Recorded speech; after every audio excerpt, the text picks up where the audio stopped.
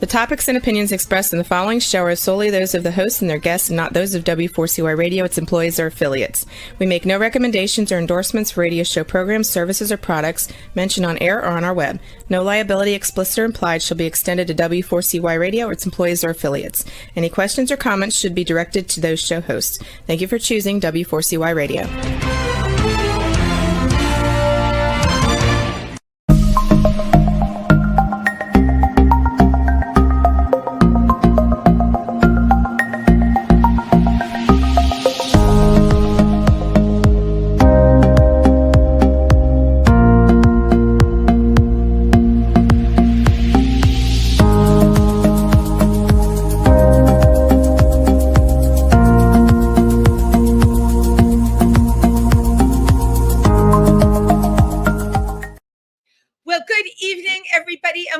To Triversity Talk.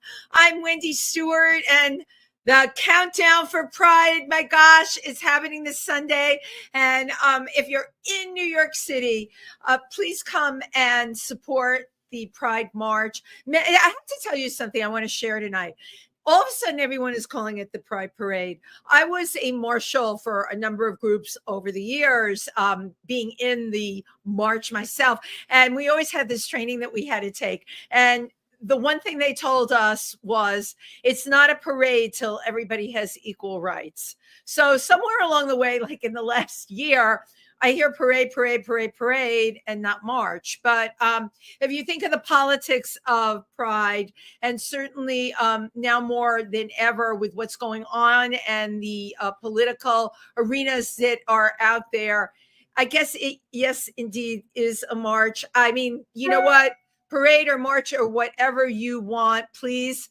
If you're in New York City, come and support everyone who's marching. You will find me with the Imperial Court of New York. And we are kicking off the march this year, which is like not too much pressure. We're all going to, of course, if you know the Imperial Court of New York, we're dressed in rhinestones, and our theme this year, of course, our color will be all white with lots of rhinestones kicking off this march. And it's like, TV cameras and all that stuff. Tonight, if you are tuning in, you are in the tri-state area. We call this show Triversity Talk because it was named after the Triversity Pride Center located in Milford, Pennsylvania, that has a lot of really great events coming up. We have an actual prom that is going to be produced in partnership with the Forestburg Playhouse. And I think that date is maybe the 13th, but don't listen to me. Go on Facebook, go to Triversity, the Pride Center, and you will see our list of events. The 27th is Paddle for Pride. We will get a percentage of people that sign up and mention Triversity with Kitt. They have rafting. They also have kayaks, but I believe it's whatever you want to do. And this event for me, I don't kayak, okay? I don't swim that well. And whatever I do in the Delaware River, I always wear a life jacket because you know what? The Delaware doesn't look so fierce, but it's fierce. So I take it very seriously. Paddle for Pride, that will be on July 27th. And again, always go to Triversity's Facebook page where you can find out about all of our up and coming events. Okay, my God, I am just a series of announcements tonight. So the person I have coming on tonight, I had seen a play that they did a reading for. And my co-host, Tim Moss, I Do If These Walls Could Talk, was one of the people reading in it. And Tim kept telling me, he told me for weeks before, you have to come to this reading. You have to come to this reading. The person who wrote it, it's just the insight, the impact that it will have on you. And I was like, of course, I will support Tim in whatever Tim does.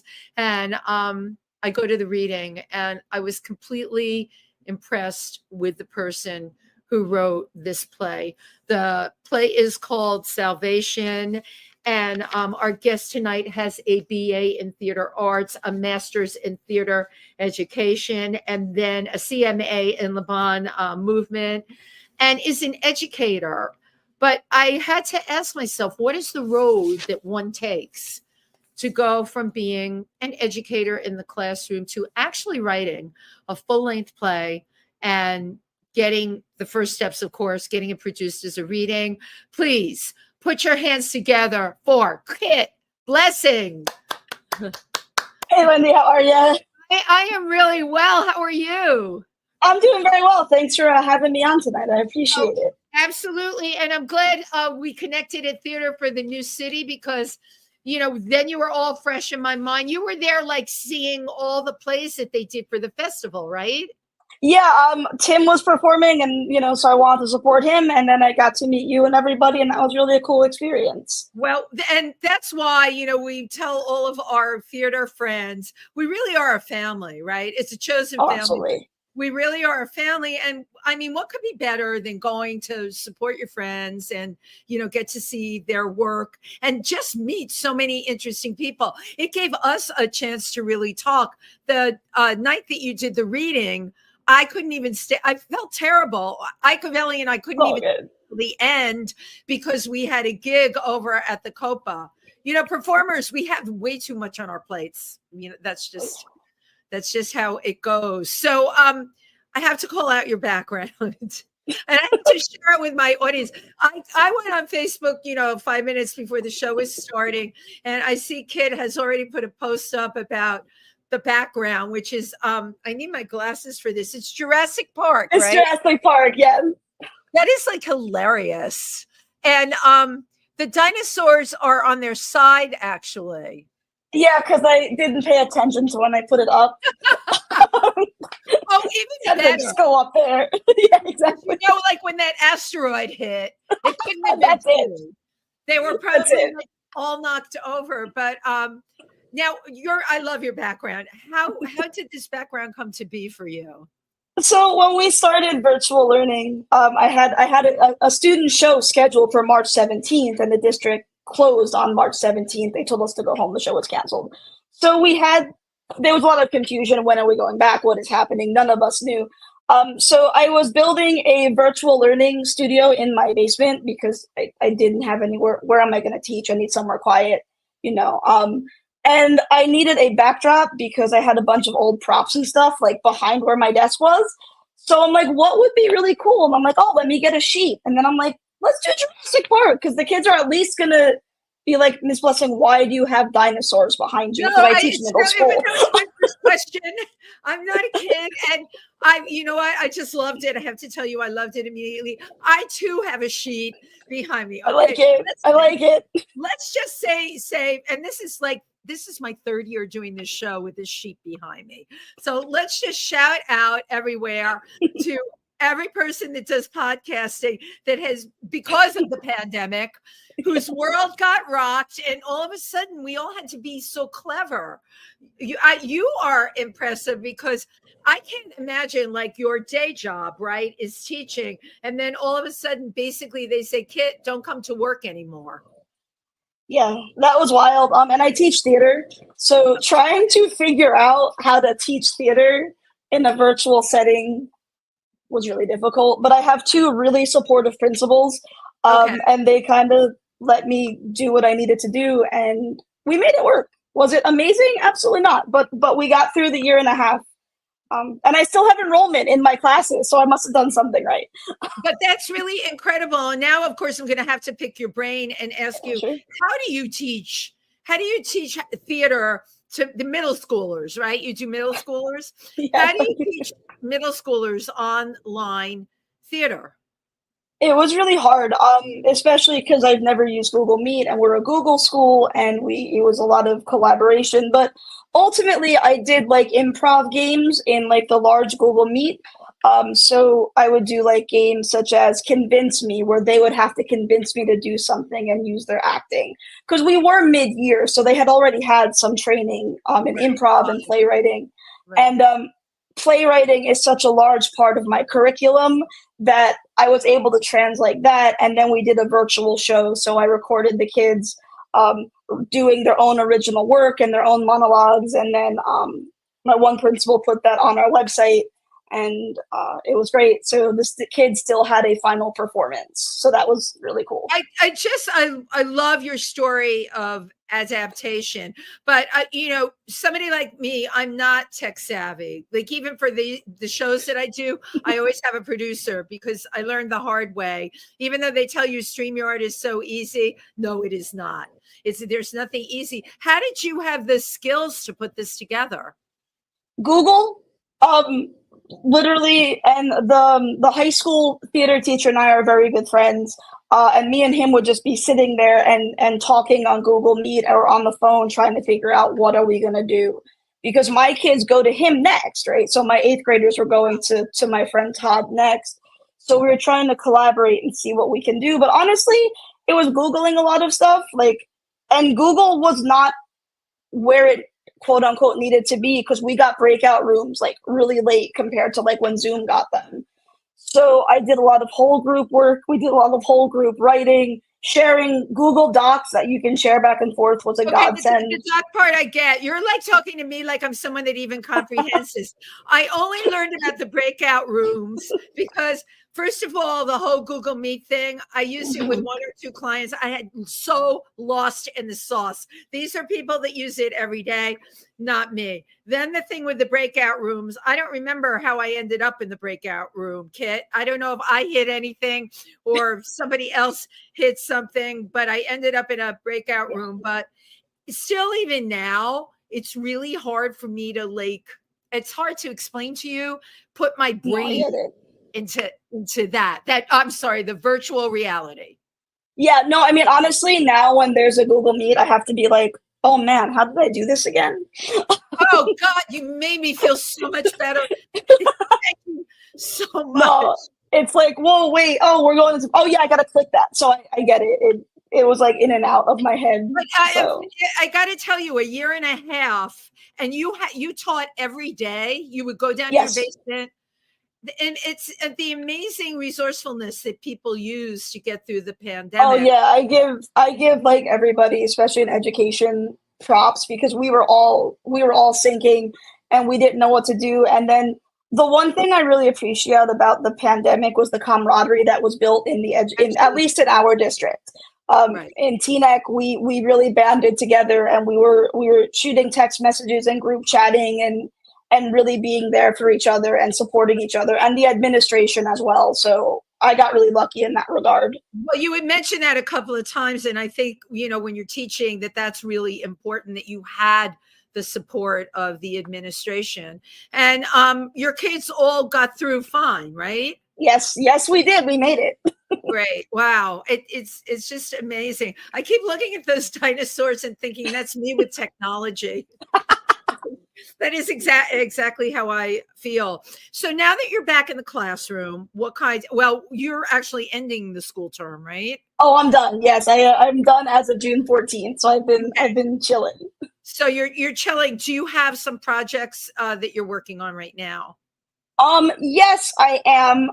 So I'm a really big Sherlock Holmes fan, and I've been working on a Sherlock Holmes novel. I just finished it, so now I'm on the novella, the editing process. So that's one of the things I'm working on, and writing a book, though. I don't want to gloss over this. I knew you were a playwright, but now on your time off, you're writing a book. Book, poetry. I've just been a writer. Like from when I was little, I just took to writing and telling stories. So I kind of dabble in everything. You know what I've noticed about people that tell me that? It has started when they're little, and yes, they're arts people, and they do end up dabbling in everything. But playwriting to me is just a particular, it's just a particular skill that I personally have never been able to wrap my head around. I've never taken a playwriting class. I don't understand how you hear the characters in your head to put them out on paper. That's what, I can tell you this. You're a teacher. Like, how do people do this?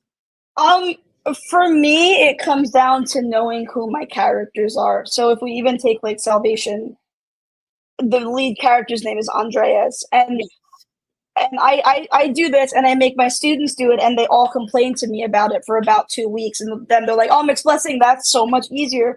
So I will write a whole character bio. Like I will write, what does my character like? What does my character dislike? What are his core beliefs?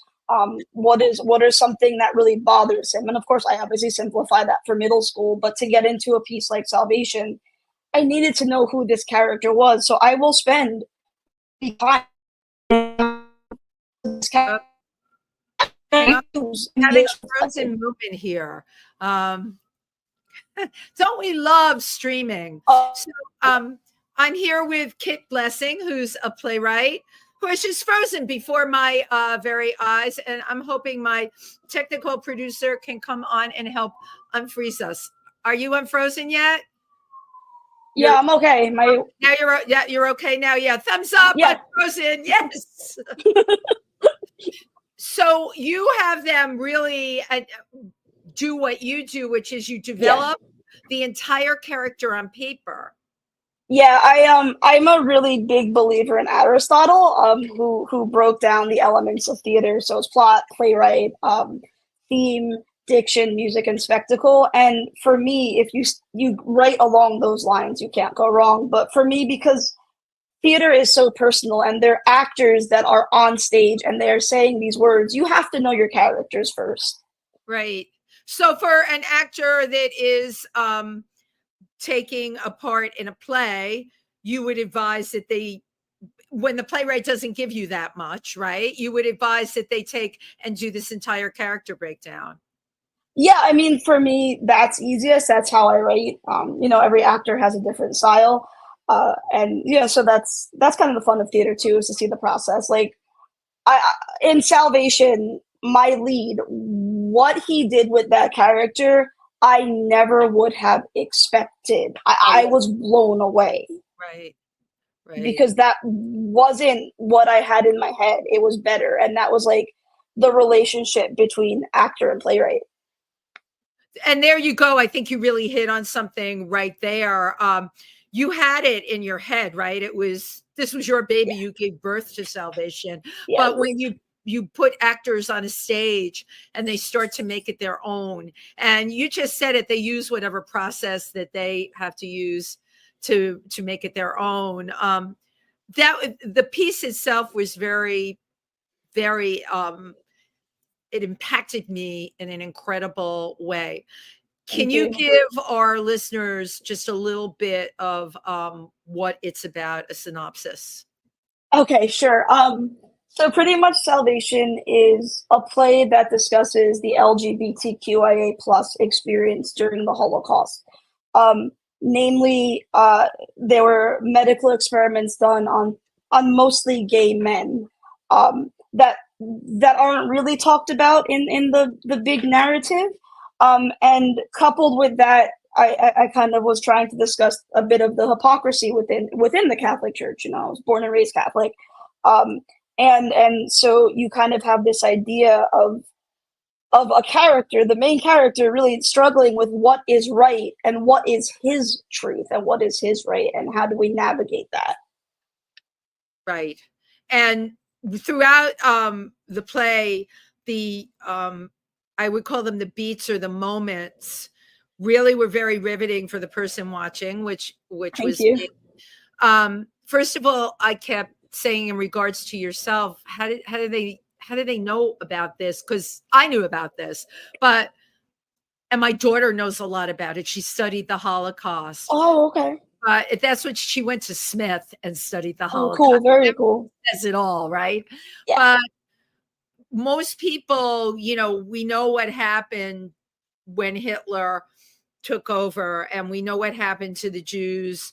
But this part of history was really glossed over. Even to this day, we could it could be cisgender people or LGBTQ people. I guarantee you, and even people that are Jewish, I could guarantee you we could go up to people and ask them if they knew about this, and they would have no idea. Absolutely. I would agree with you. I would agree with you 100%. How did you go about researching this? Oh, man. It was 15 years in the making. Wow. Maybe probably a little longer. Because in 7th grade, we had to write a story about what if we were in the Holocaust. And because I'm a writer, I was like, yo, I can do this. I got this. So wait, I'm not going to let you gloss over any of this. This piece that you wrote is so heavy, and you started in 7th grade. That is a hell of a lot of interest and insight. I'm sure. Come on, I wasn't in your junior high class, but I can only imagine what everyone else was writing about. This is like, yeah. I went pretty deep.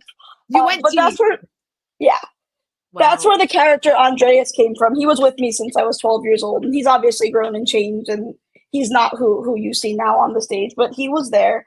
And then in college, I was a pretty arrogant writer, and I was like, I'm gonna write like an amazing play about the Holocaust. And I had an amazing playwriting professor, Rosemary McLaughlin, who she just really cultivated my love for playwriting, and taught me how to write. But I didn't know what I was going to write. I was just going to make this amazing play. And then I saw in a book, I had seen Martin Sherman's Bent. I had read it. I had found it in Drew's library. And that blew it open because I had never heard of the term pink triangle until Martin Sherman's Bent. So I went for a while being like, I'm going to write like Martin Sherman. I'm not. Well, no, that's great because you were inspired. I was going to ask you like who inspired you, because your path is quite interesting, but now you just said it, right? And Ben, of course, we all know. Yeah, and then I was just kind of researching, and I saw in a footnote, it was literally a footnote in this book called, I believe it was like K, which was the German word for concentration camp. And it was about these two men, Dr.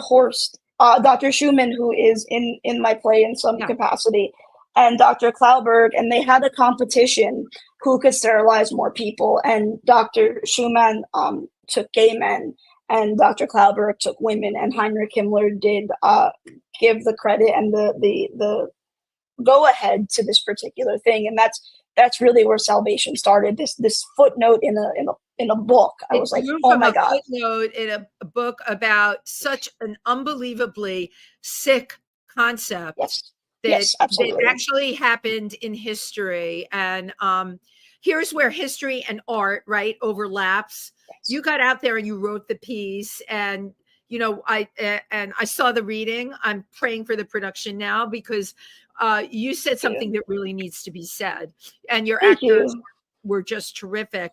And every moment that they played, I mean, we were in that room over in that rehearsal studio, no set, nothing except the brilliance of your performers and your writing. And I left there and I didn't stop thinking about it. And that's a credit to you. And that's what your work will do. It will rivet people on that level. Did you feel when you were writing this, and it was over a long period of time, anger or upset or? I think the biggest thing for me was doing justice to the victims.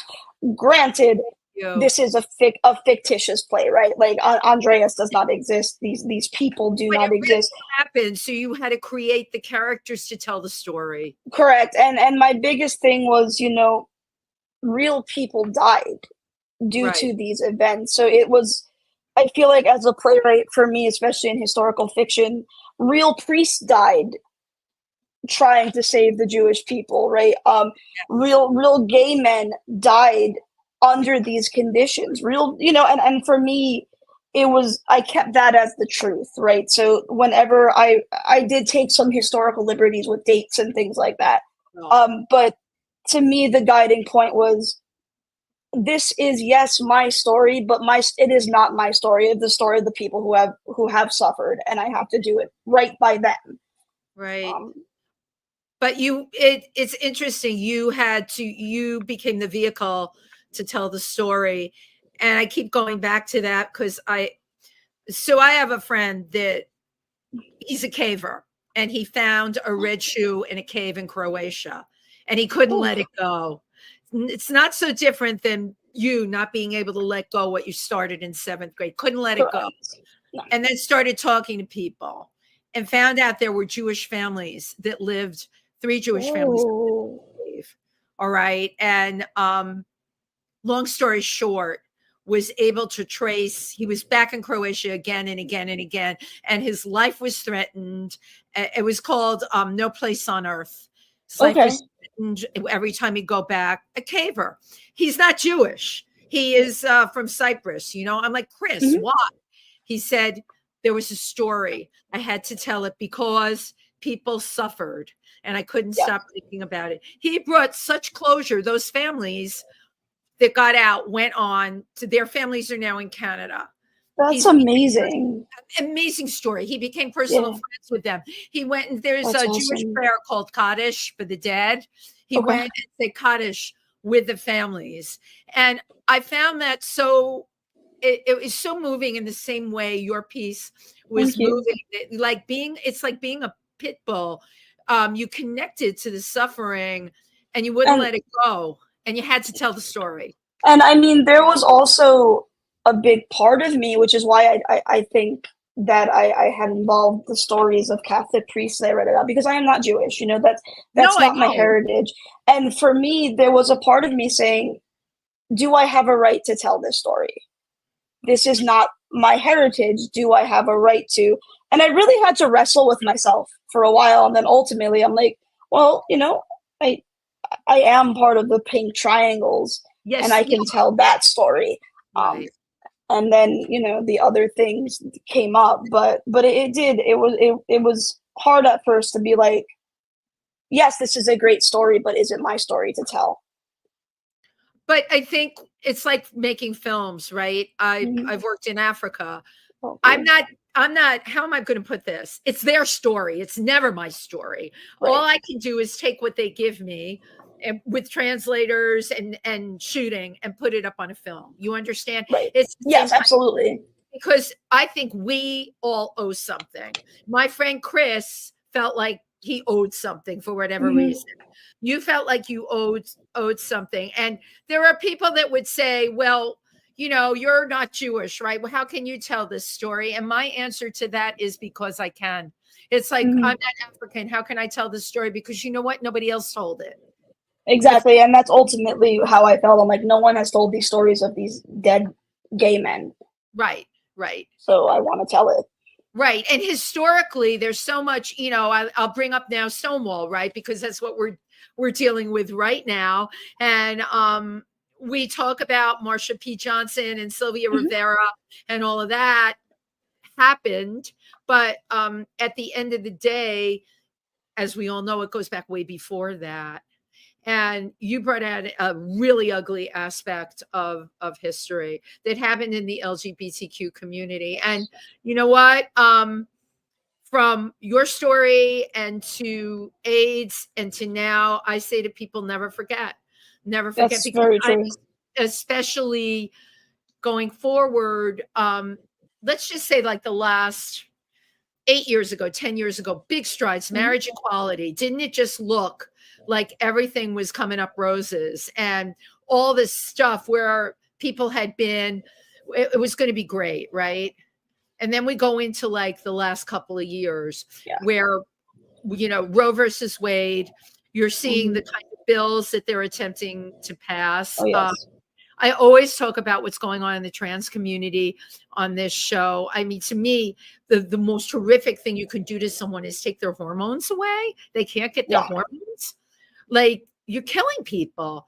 And yet I never thought I would see the day where this is up for grabs. And I think and one of the things I learned about Pride this year, that they had to struggle with it, NYC Pride and really all over the country, tons of corporate funding was pulled because that they were threatened. Corporations that had backed Pride before were threatened. Yes. This year. That's a biggie. Where does that leave all of us? None of us know what the next game is going to be or how it's going to look. And that is extremely nerve-wracking, I think. Yes, absolutely. I have friends that are part of our Triversity and other groups, and they're talking about their relocation to places like Spain and Portugal. And I hear conversations with people, Kitt, well, where are you going to go? And I guess what's scary to me, I've been living my best life here in New York. To me, it's like we can do anything, we can be anything, we can say anything. I don't know. Is that going to go away? It's a really scary thought, and I think that's why art is more important now than ever. Thank Um, you. I think playwrights, actors, dancers, choreographers, Yeah. designers, activists, now is the time that you have to stand up because, like I tell my students, art makes change. You Yeah. might not think so at age 12, but art makes change. And I think that's why now, more than anything, plays, movies, music, dances, visual arts, we need to be present. We need to step up. We need to let people know that this is not okay. Right. Right. And you know what? Our future, I always feel, are the kids, right? So kudos to you for doing that. Now, in a teaching environment, I don't know what things are like in Teaneck. I can tell you in Milford, Pennsylvania, and I don't go Mhm. to school there, but we had a lot of issues with the school board last year. This year, I'm not hearing so much, but we had, you know, the ostracizing of Mhm. LGBTQ kids. Um, They were told everything was okay, and then you talk to the kids, no, it wasn't okay. You know, no. that's why this organization, Triversity LGBTQ Center, we're brick and mortar. We're in Milford, and Oh, cool. yeah, we service the community, which is really That's cool. awesome. But we got a lot of pushback. I would watch the meetings, the PA meetings on Mhm. YouTube. They were aired on YouTube. I couldn't believe some of the stuff that I heard. 1 hour and 40 minutes from New York. Have you experienced any pushback from parents, Um, what you've taught in your classroom? I have to say, my experience has been amazing. I have one principal, such an advocate. We painted a mural on the back wall of our building. My GSA, Gay Straight Alliance, Yeah. my principal was like, "Hey, do this," and it is like covered in rainbows in the back. Yeah. So when you come in from the back of the building, the first thing you see is a pride mural. Um, and that was just my principal. We wanted to do something, and my principal's like, "Well, I don't like white walls, so mural it." So we Absolutely. and what's really cool is, kids say stuff, right? Because they're in middle school and they say stuff. And you will have teachers who will correct them and say, no, you can't say that. And you'll have teachers that will educate them and say no. And we have on our mural quotes from the administration and from teachers about what inclusion is and why it's important. And I will tell you that I cried the day that was done because Sure. I grew up, in a town that was not the case. I didn't even know what gay was. Like it wasn't talked about, so I didn't know who I was until very late in life. But to have these kids and to see the pride of them painting, Miss Blessing, this is my flag. And when I came out to both administrations as a trans man, they were like, "Oh, great, cool, this is awesome!" Like my one principal, he was like, "Oh, hey, I'm putting Kitt in my phone," and my other principal, she goes, "All right, mixed blessing," and she sent an email about the mural, and she put my new honorific in, and it was just, I felt very accepted. Um, I think it's rough anywhere, but I think at least at the middle school level, because that is where I teach in Teaneck. Um, because we have strong administrations and we have inclusive and empowering administrations, that trickles down to the kids. Right. And you don't get any kind of pressure from the school board, the people that are on the school board. I can't say I have felt it. I don't know what admin feels. Right. I've had, not in Teaneck, but of course I've had parents commenting on my sexuality quite a lot. Um, but I feel like I'm well protected by my principals, by both of them, and Oh, and so I'm able to create a safe space for my kids. But I'm sure I don't know. actually for yourself too. It's a safe space for everyone. And you brought Mhm. up a really great point. You've got the administration behind you, which is pardon the pun, but it is a blessing. It is. It's like very perfect, right? That Yeah. that you are in a situation like that, and I'm thinking about what you're doing for the kids. You've got kids in middle school. There are kids questioning, Oh and the yes. worst thing that can happen is to have that kid shut down, and you don't know what's going on at home. No, and one of the main things I've impressed upon my students, especially this year, and I had a friend, well, I had a couple of my theater friends make videos about inclusion, and my one friend, he was really discussing like the importance of coming out into a safe space. And for me, I always tell my kids, I'm like, if you know who you are, don't come out until you're safe.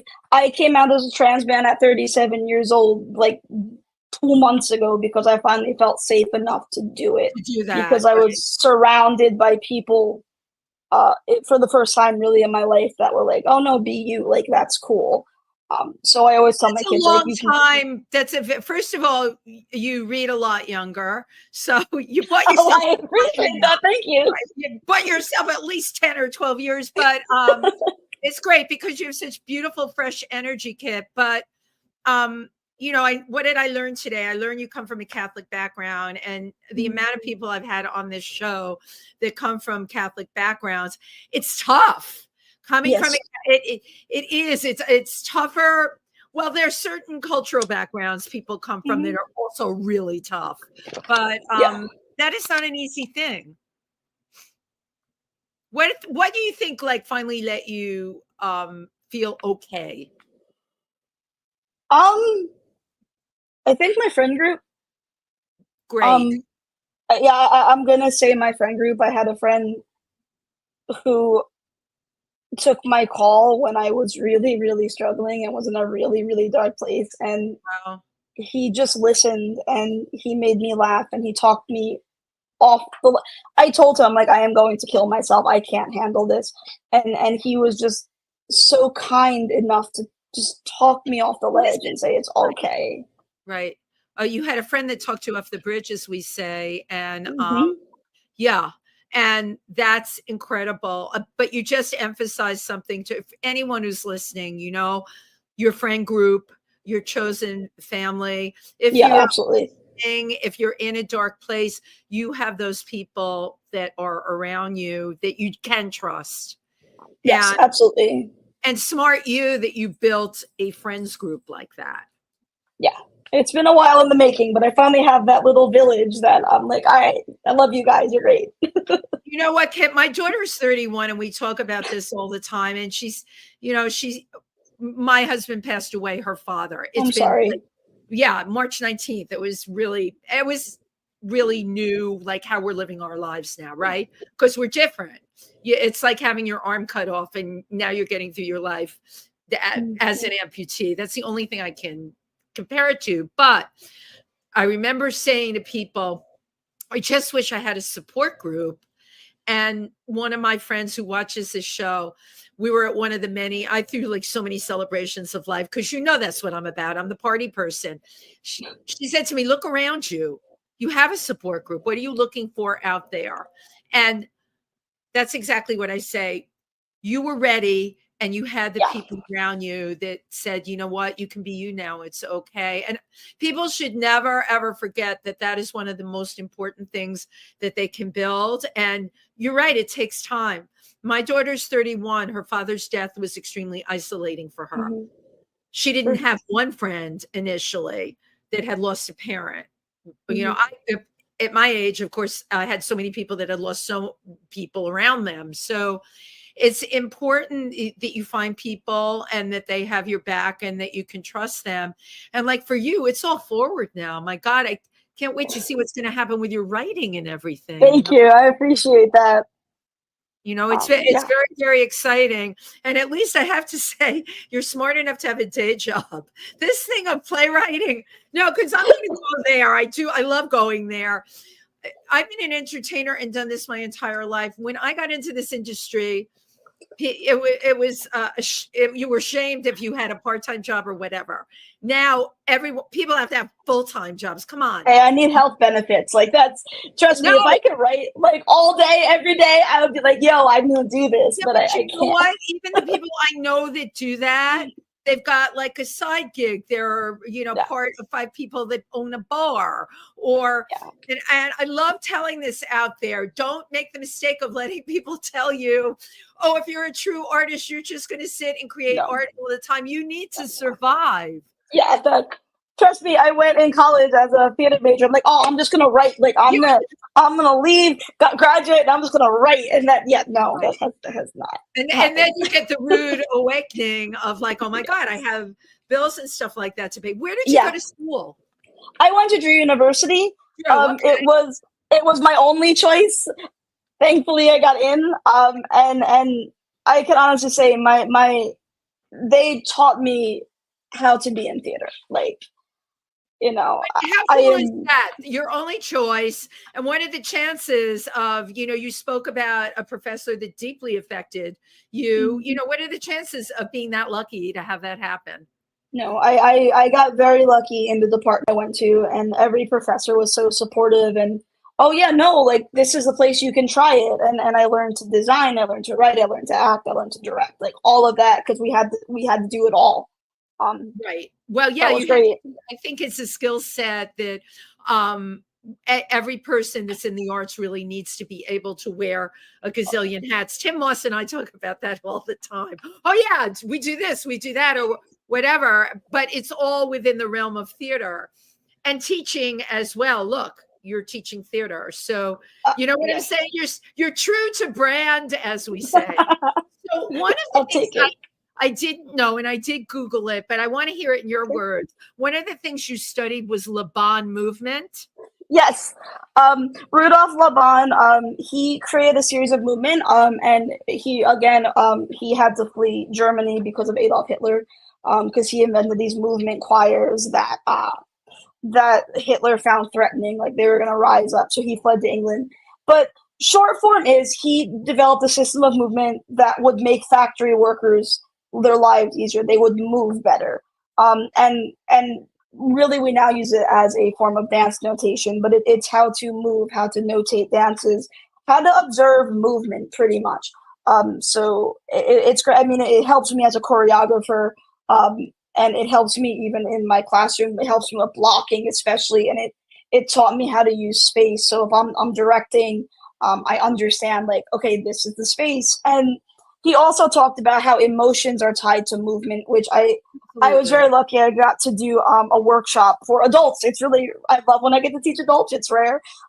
Last year for my friend Darius, and I talked about how certain movements that we do bring out certain emotions for us, and that is the effort, the quote unquote effort, and that is the whole, like, in a nutshell, the crux of Laban. So I use that in acting quite a lot. That I mean, I'm taking this all in because as a performer, it's not something if I do a character, I just do the character, internalize it, and whatever movement comes out. But I just auditioned for something in Theater for the New City that I got. Hey, cool. Oh, sweet. The character is German, and it is, believe it or not, the same time period you're working about. Oh, nice. Conjure that up for me, Kitt. But, I'm working on the German accent, but when I was doing the reading, and he had me read like 6 times a scene. Nice.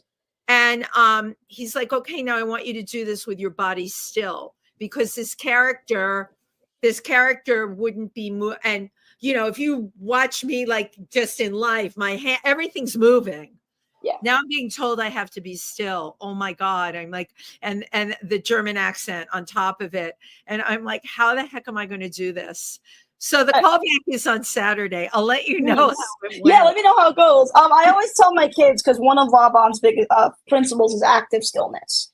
And I always tell my kids, there is power in being still. Think about, like, why is your character being still? And they usually come up with some, because they're children, some weird responses, but it works for them. Like, why is your character still?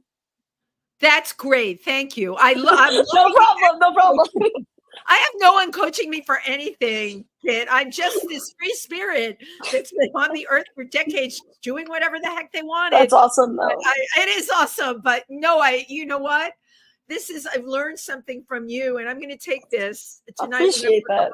Lines and what is it about the character?